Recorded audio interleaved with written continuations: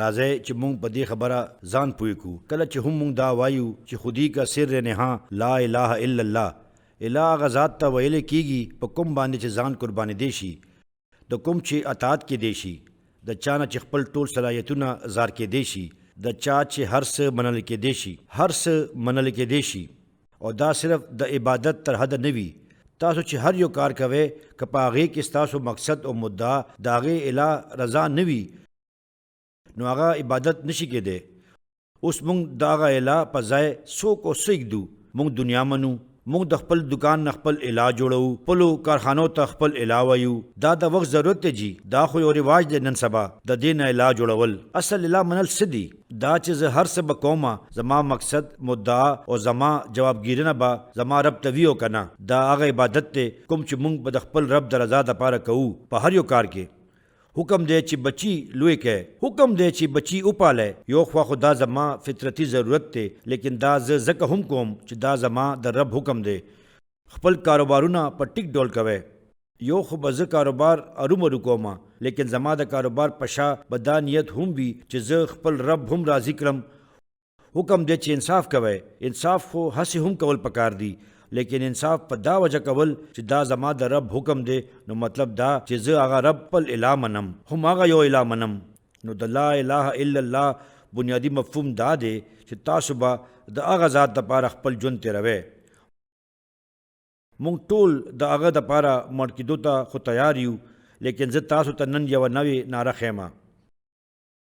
څوک چې د هغه دپاره ژوند نشي تیرولی نو د هغه دپاره به مري څنګه؟ دې دپاره من ربک دا د یادداشت سوال نه دی. تاسو که دا خپل ټول ژوند تیر کړی وي، ژوند د ټولو معاملاتو نه دا نه څرګندېږي چې تاسو هغه الہ ګڼئ، نو بیا به هغه ته جواب ورکول ډیر ګران شي. دا جواب به صرف هغه کس ورکوی شي کوم چې خپل ټول ژوندون دې یقین سره تیر کړی وي چې زما رب زما رازق دی. همغه الہ دی. دکانونه، سیزونه او وسایل زما رازق نه دي، دا هیلې بانې خو دي، خو د دوی رب هم همغه خالق دی. که تاسو په خپل ټول ژوند کې په دې خبره هم پوه نه شئ چې رازق څوک دی، نو بیا رونو تاسو ته هیڅ هم پته نشته. هغه رازق خو د رزق وسایل هم تاسو کې دننه ایښي دي، بهر نه. کوم ته چې اقبال خودي وایي. اقبال دې ته څه وایي؟ خودی.